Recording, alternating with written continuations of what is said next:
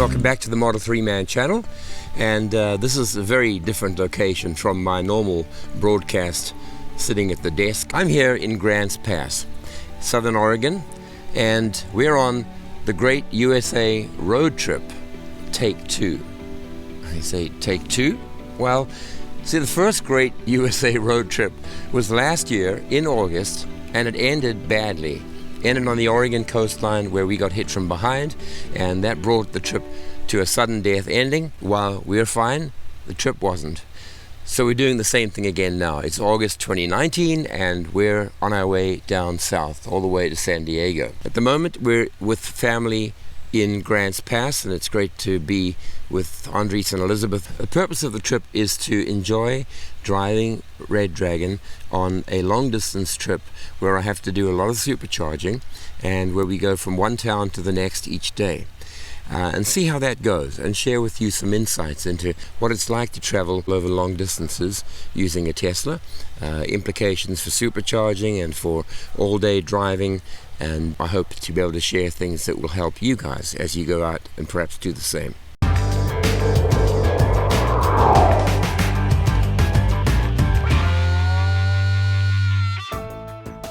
So let's get right to it. Our trip started on the morning of August the 2nd. This is it. This is the day we leave on our USA road trip, Take 2. So it's about 10:30, half an hour later than we thought, but it doesn't matter, we're on holiday. So I'm going to keep you posted as we travel, but we're leaving Vancouver and heading down to Portland. Before going down through the border into the USA, we stopped at the duty-free to pick up a bottle of wonderful South African liqueur called Amarula. This is an amazing drink. It's kind of the national pride of South Africa, and it's sold worldwide. Anyway, we went in there, and I didn't find the locals too helpful. Here I am asking this old man how to get to the bathroom. Excuse me, where are the washrooms? Where are the washrooms?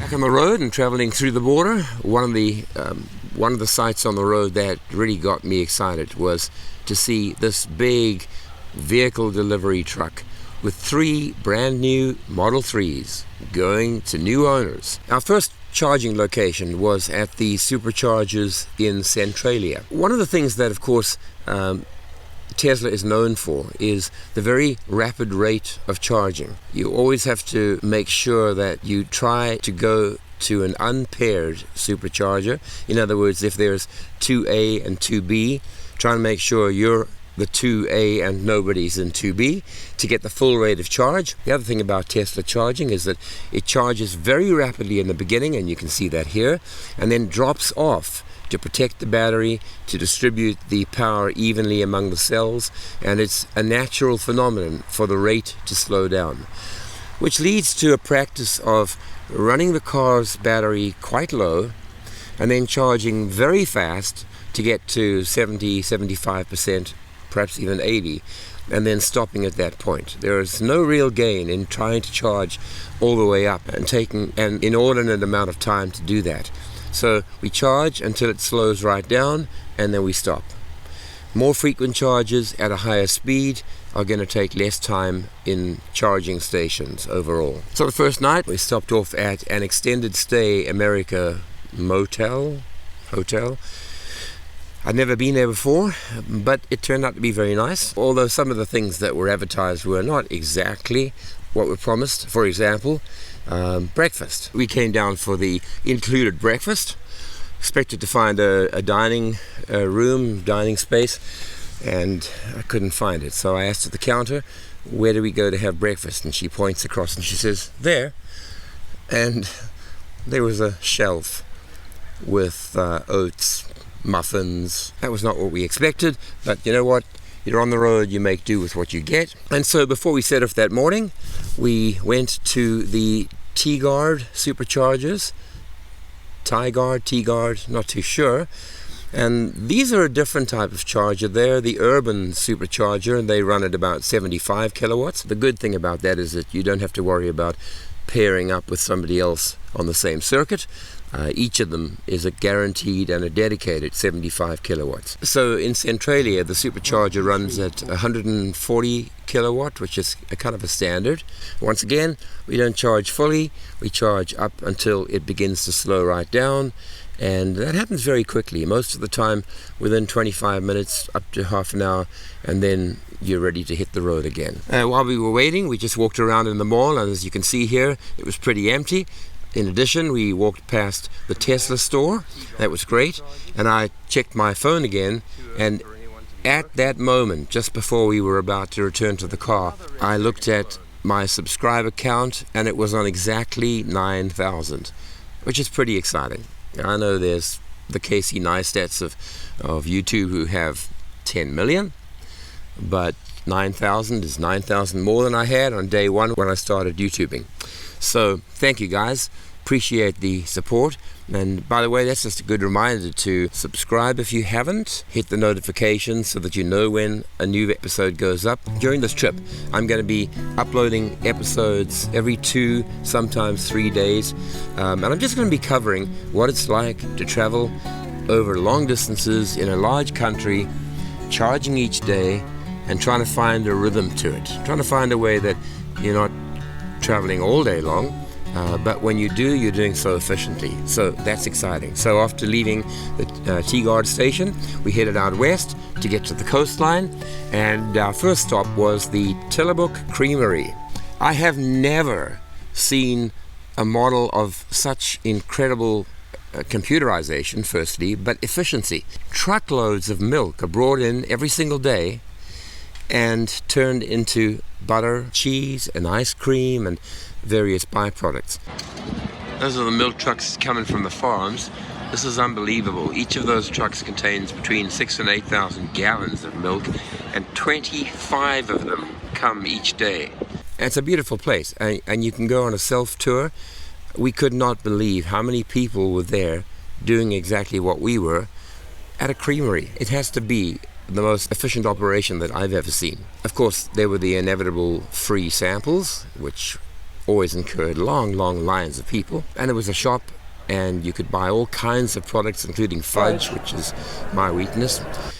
But the ice creams were a must-have. And the lineups had to be seen to be believed. This is like a license to print money. Boy, was it good. In the parking lot, they had about 5 or 6 EV charging stations, and there were 2 Model 3s lined up, sipping away at electrons, and I thought that was impressive. So all over the place, you're finding more and more attention being paid to people who have electric vehicles and who obviously have a need to charge. It was pretty interesting to see that the creamery was no place for gender confusion here. Just in case you were a little confused, they made very clear at the men's rooms there was a picture of a man, full height, with a letter M next to him. And then if you went to look for the women's rooms, there was a picture of a woman, a whole life-size photograph with the letter W next to it. Driving back along the coast, down the Oregon coastline, beautiful experience, amazing sights all the way. We'd always try and stop at some of the waypoints or the viewpoints, and here's us at Winnemar Waypoint, and it gave me the opportunity to send the drone up into the air, fly over this little lake and out over the ocean.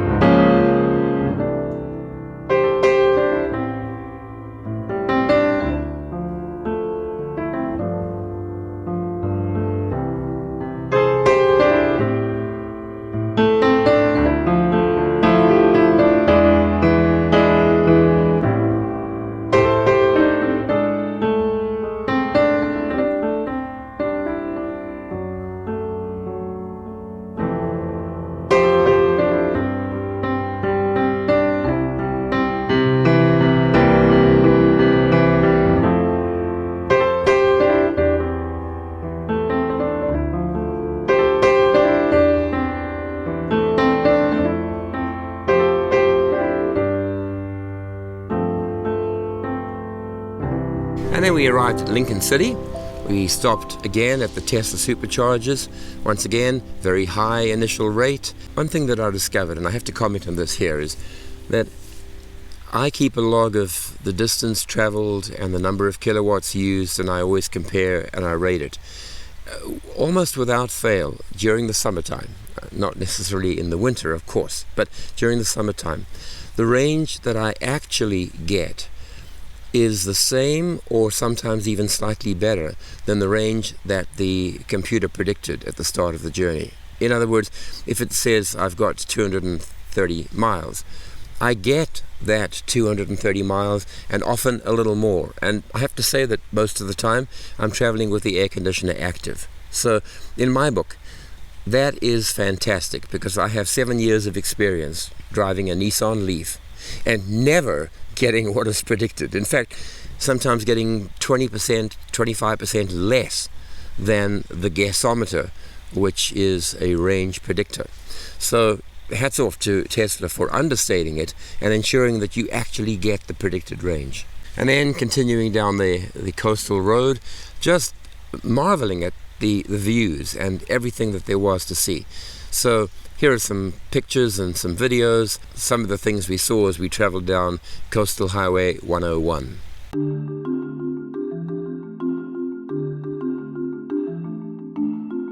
Be a lovely place to fly.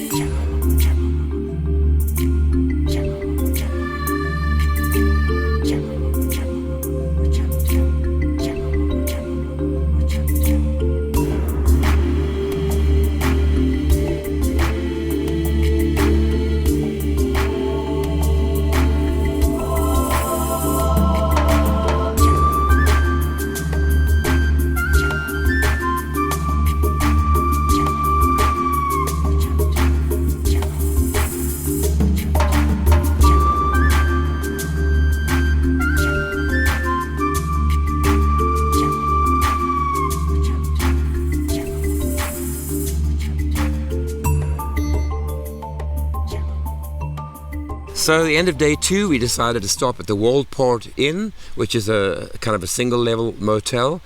Very nice, very comfortable, very personal. And while there, I had quite a surprise. I was looking for a place to park my car, and I discovered 4 Tesla wall chargers. They call them the destination chargers. I've inquired at the front desk, and yep, charge, no problem. Tesla had put them in at their own cost, and the cost of running them was of course up to the motel. We had a good time here, but now we're heading down into California, and tomorrow we'll be going down to San Francisco. Some of the highlights coming up: a tour of the Tesla factory, going to see SpaceX,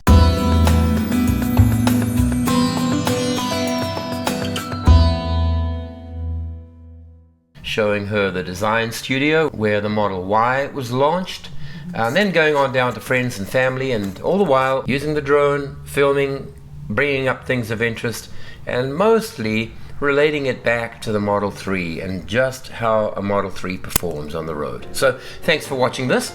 This is the first of many, and want to encourage you to subscribe, hit the notification, use my referral code if you're in the market to get a new Tesla, because it helps you to get free Tesla supercharging for 1,000 miles, or in Canada 1,500 kilometers.